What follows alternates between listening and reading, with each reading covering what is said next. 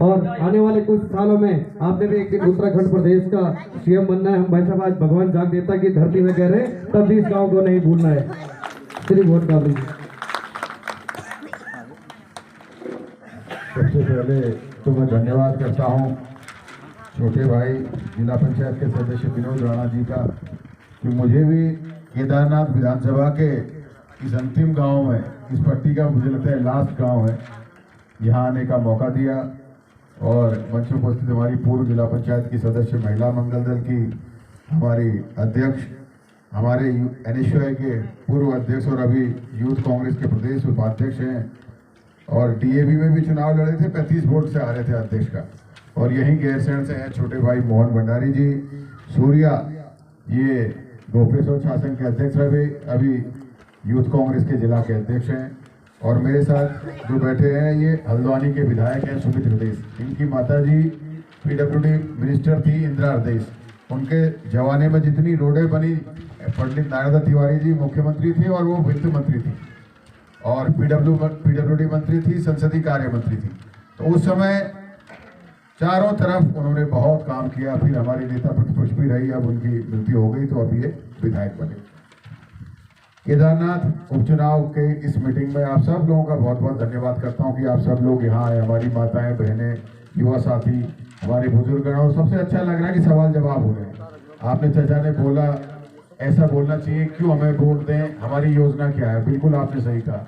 आपने कहा वो चेक देना गलत नहीं है, बिल्कुल सही बात कहा, चेक देना सही है, लेकिन बात यह है कि चेक पात्र व्यक्ति को मिलना चाहिए, जो जरूरतमंद है, जो बीमार है, जो गरीब है, जो विधवा है, उन लोगों को मिलना चाहिए। चेक वोट लेने के लिए नहीं मिलना चाहिए, क्योंकि वो हमारे आपके ही पैसे से इकट्ठा होता है। मुख्यमंत्री विवेकाधीन कोष कहते हैं, और वो उस जरूरतमंद की मदद के लिए वो कोष बनाया गया है जो वाकई जरूरत का हो, जो संपन्न है उसे देने के लिए नहीं है। वो आप विनोद राणा जी आपके गांव से हैं, और ये छोटी सी उम्र का लड़का आज इसे हमारे प्रदेश में भी सारे नेता कांग्रेस के जानते हैं, भाजपा के भी जानते हैं, और देश में भी जानते हैं। तो ऐसा ऊर्जावान जिला पंचायत का सदस्य है, जहां जहां हम जा रहे हैं सब जगह इन्होंने कुछ न कुछ काम करा रखे हैं। कई बार तो मैं सोच रहा हूं कि मैं भी अगली बार गांव में जाऊंगा तो लिस्ट बनाऊंगा, जैसे विनोद राणा बता रहा है मैंने ये किया, तो विधायक रहते हुए मैंने क्या क्या किया करके। और एक जिला पंचायत सदस्य को बजट लाना बहुत कठिन होता है, उसका अपना कोई बजट नहीं है। जैसे विधायक की विधायक निधि है, ब्लॉक प्रमुख भी अपनी आधी निधि रखता है, प्रधान की भी अपनी निधि है, लेकिन जिला पंचायत सदस्य और BTC मेंबर की निधि नहीं होती। उसके बावजूद भी इतना काम कराना, ये इसकी उपलब्धि है।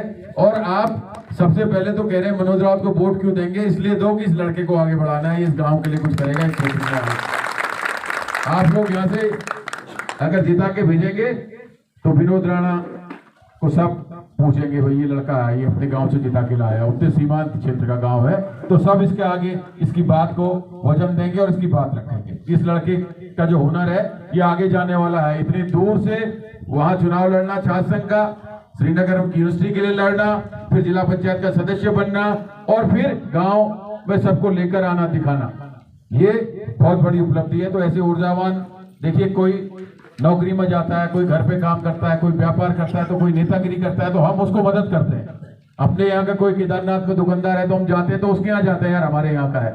कोई अगर वहां पे होटल वाला है तो उसके होटल में रुकते हैं, यार हमारे यहाँ वाला है। कहीं भी बाहर जाते हैं तो अपने यहाँ के आदमी को बढ़ावा देते हैं। ऐसे ही आपके यहाँ का लड़का है जो इस क्षेत्र में अपनी एक अलग पहचान बना चुका है, इसलिए इसके लिए आपको मनोज राउत को वोट देना है। बाकी बात करते हैं भाजपा और कांग्रेस की नीतियों में अंतर। एक बहुत छोटी सी सोचने की बात है, जब कांग्रेस की सरकार थी तो इंदिरा आवास आती थी, चौधरी क्या है, और लेंटर नहीं पड़ा है, और वो पात्र होता था, उसे इंदिरा आवास का पैसा मिलता था, वो घर बनाता था। 2014 में जब भाजपा की सरकार आई, उन्होंने इंदिरा आवास को प्रधानमंत्री आवास नाम दिया, 1.5 लाख से बढ़ाकर उसे 2 लाख किया। लेकिन नियम क्या किया, पहले अपनी रजिस्ट्री वाली जमीन लाओ, और फिर घास का मकान होना चाहिए। अगर ईंट की दीवार लगी है तब भी नहीं मिलेगा, खपड़ेल पड़ी है तब भी नहीं मिलेगा। उन्होंने पैसे तो बढ़ा दिए, लेकिन नियम ऐसा बना दिया कि वो आपको मिल ही नहीं पाएगा। ये बेसिक फर्क है भाजपा और कांग्रेस के नियमों में। कांग्रेस के आदमी का उद्देश्य है उस तक उन नियमों को इतना सरल करो कि अंतिम छोर के आदमी तक उसकी सुविधा मिल सके। फिर आज बात करते हैं मुफ्त राशन की, कंट्रोल की।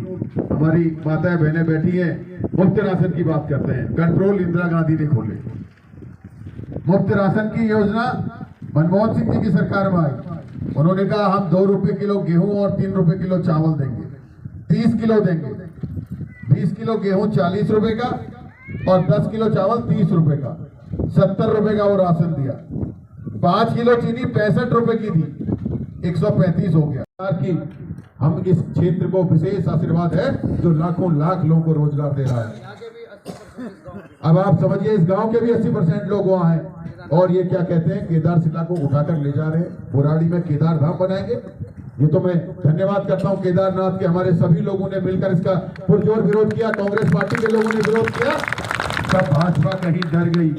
आप सोचिए जो भगवान शिव जी से नहीं डरे, उठा के केदारशिला ले जाके जो है कि वहां ले गए बुराड़ी में, वहां उसका शिलान्यास कर दिया। एक पत्रकार साथी मुझसे पूछ रहे थे केदारशिला कहां से ले गए, हमें दिखाओ। अरे वो केदारशिला ले गए लोगों को विश्वास दिलाने के लिए कि केदारनाथ जाने की जरूरत नहीं है, दिल्ली में ही आ जाओ, उस बात को प्रचारित किया। तो ये उन केदारनाथ भगवान की आस्था को बचाने का चुनाव है।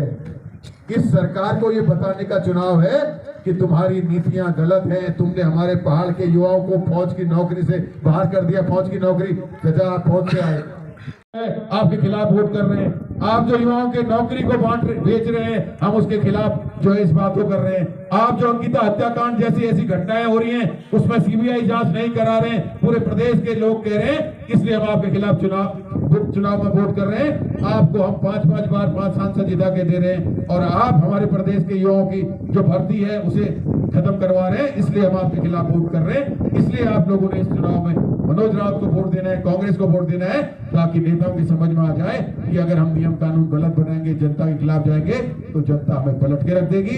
यही काम बद्रीनाथ में हुआ। बद्रीनाथ के लोगों ने कहा भंडारी जी को 5 साल के लिए चुना था कांग्रेस से, और भंडारी जी का मन आया तो भाजपा में चले गया। कल तक कांग्रेस अच्छी, आज भाजपा अच्छा, इसे बाहर करो। और केदारनाथ की बद्रीनाथ की जनता ने उन्हें बाहर किया, संदेश दिया जो गलत करेगा उसे जो है जनता बाहर करेगी। अब जनता जागरूक हो चुकी है। इसलिए मैं आपसे कहना चाहता हूं, इन सब कारणों से आप एक बार कोशिश करिए, अगली बार आपके गांव सब चलकर आएंगे, पूछेंगे कि भाई केदारनाथ वालों बताओ गलती हो गई, नीतियां क्या बदलनी चाहिए। आप सबको पुनः बहुत बहुत धन्यवाद देता हूं। आप यहाँ आए, जय हिंद, जय भारत, जय उत्तराखंड।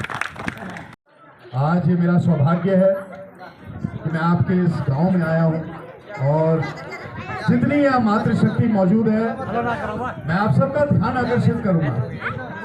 हमारे बुजुर्ग मौजूद हैं, हमारे वरिष्ठजन मौजूद हैं। इस मंच के माध्यम से मैं आप सबका अभिनंदन, स्वागत और आपको धन्यवाद देता हूं कि आपने बहुमूल्य समय अपना हमें दिया। मेरे भाई और उपनेता प्रतिपक्ष भुवन कापड़ी जी के आपने अभी वक्तव्य को सुना, और उससे पहले हमारा छोटा भाई और बहुत ही कर्मठ जुझारू आपका ही बच्चा, इस क्षेत्र का जिला पंचायत सदस्य हमारा भाई विनोद राणा, मैं इनसे बड़ा प्रभावित हूं।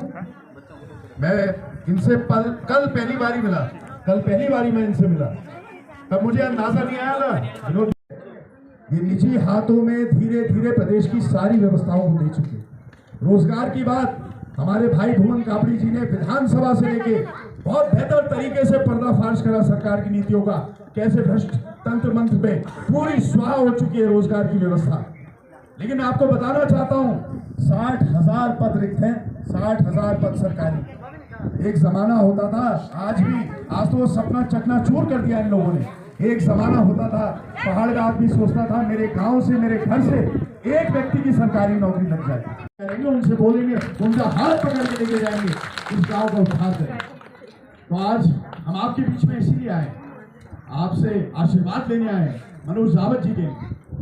और सबसे बड़ा अन्याय क्या हुआ, देखिए मेरी स्वर्गवासी माता जी 4 बारी विधान परिषद की उत्तर प्रदेश की सदस्य रही, 3 बारी यहाँ पे उत्तराखंड में विधानसभा की सदस्य रही, 2 बारी मंत्री रही, और जब उनकी मृत्यु हुई नेता प्रतिपक्ष रही। कांग्रेस पार्टी ने मुझ पर विश्वास किया, मेरे को टिकट दिया, हल्द्वानी की महान जनता ने मुझे विधानसभा तक पहुंचाया, मुझे जिताया। और ये प्रथा लगातार चली आई है, विशेषतः उन घरों में जहां पे मृत्यु हो जाती है। परंपरा है उत्तराखंड की, अभी आप देख लीजिए बागेश्वर में हमारे परिवहन मंत्री जी का देहांत हो गया था, उनकी धर्मपत्नी जिन्हें कौ भी नहीं आती थी राजनीति की, उन्हें टिकट दिया। हमारी थराली में उससे पहले वहां पे भी जो विधायक जी थे उनकी मृत्यु हुई, उनकी धर्मपत्नी जी भी, उनको भी राजनीति का कोई अनुभव नहीं था, घर की गृहिणी थी, उन्हें भी टिकट दिया। अरे शैला दीदी चलो बीजेपी में थी, लेकिन जीवन भर मेरी तो उन्होंने माता जी का चुनाव भी लड़वाया जब विधान परिषद के सदस्य। मेरी माता जी से बहुत निकट संबंध थे उनके। शैला रानी रावत जी जो कि पंचायतों से लेकर जिला पंचायत अध्यक्ष से लेकर विधायकी से लेकर इस क्षेत्र के लिए उन्होंने इतना काम करा, आप लोगों के बीच में कितनी बारी आए। आज मैं उनकी आत्मा की शांति के लिए भी प्रार्थना करता हूं। और उनकी वो होनहार बेटी ऐश्वर्या, उसको इन्होंने टिकट ही नहीं दिया।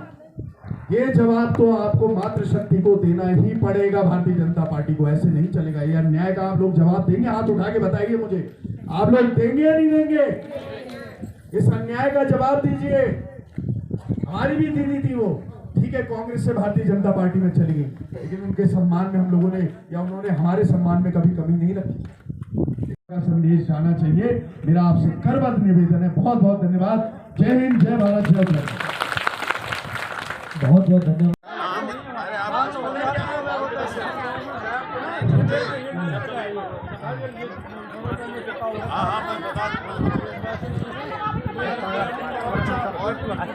जनता को आपकी तरह नेता से सवाल करने चाहिए, तभी सुधरेंगे।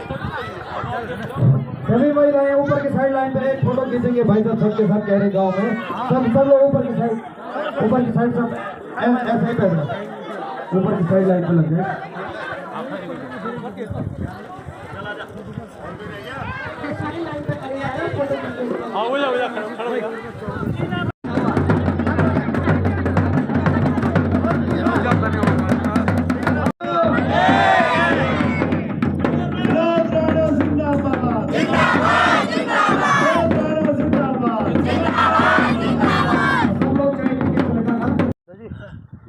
फोटो ले रहे हैं हमारे यूट्यूबर राणा जी हैं।